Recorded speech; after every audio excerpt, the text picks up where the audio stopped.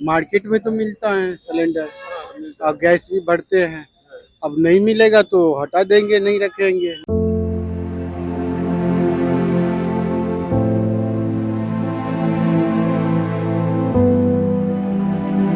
গিরিশ পার্কের মোড়ে দীনেশ ভাইয়ের ছোট্ট এই যে দেখছেন ঠেলা গাড়ি, সেই ঠেলা গাড়িতে তিনি ঘুগনি, পাপড়ি চাট এগুলো বিক্রি করেন এবং তিনিও গ্যাস সিলিন্ডার ব্যবহার করেন।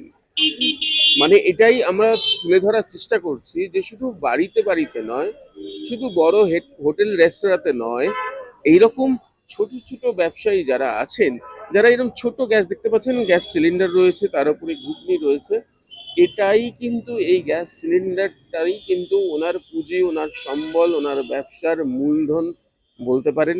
এবং সত্যিই তো আজকে উনুন জ্বালিয়ে, কয়লা জ্বালিয়ে পরিবেশের ক্ষতি না করে উনি এই যে গ্যাস সিলিন্ডার ব্যবহার করছেন, সেটা তো প্রশংসার যোগ্য।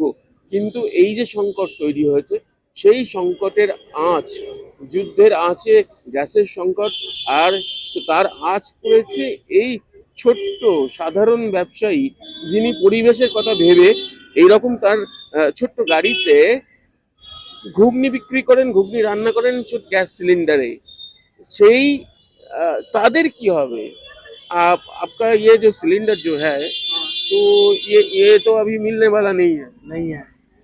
क्या हाल क्या है? हाँ, बोलिए। मार्केट में तो मिलता है सिलेंडर। हाँ, मिलता अब गैस भी बढ़ते हैं। है। अब नहीं मिलेगा तो हटा देंगे, नहीं रखेंगे। नहीं, गैस नहीं मिलेगा तो तो आपका तो बिजनेस खत्म हो जाएगा। हाँ, वो तो खत्म हो जाएगा। नहीं मिलने से तो खत्म होना ही है। और मैंने तो देखा नहीं, মানে যে আপনারাও দেখবেন না যে উনুনে রান্না হয়, আপনি তো ওটা তো পরিবেশের ক্ষতি হয় না আগুন জ্বালিয়ে, তো সেই জন্যই কি গ্যাস সিলিন্ডারটা আপনি রেখেছেন, তাই তো? हाँ তাই না?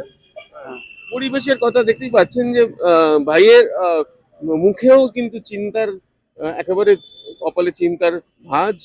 আহ, কি করে সংসার চালাবেন সেটা বুঝতে পারছেন না। তাহলেই প্রশ্ন উঠছে সঙ্গে সঙ্গে যে গ্যাস গ্যাসের সংকট, রান্নার গ্যাসের সংকট বাড়িতে বাড়িতে থেকে শুরু করে, বড় হোটেল রেস্তোরাঁ থেকে শুরু করে, যারা উনুন বর্জন করেছেন, কয়লা কাঠ এগুলো পরিবেশের কথা ভেবে যারা বর্জন করে এরকম ঠেলা গাড়িতে গ্যাসের ব্যবস্থা করে রান্না করছেন, ব্যবসা করছেন, তাদের ভবিষ্যৎ কি হবে? তাদের ভবিষ্যতের সঙ্গে জড়িয়ে রয়েছে পরিবেশের ভবিষ্যৎ।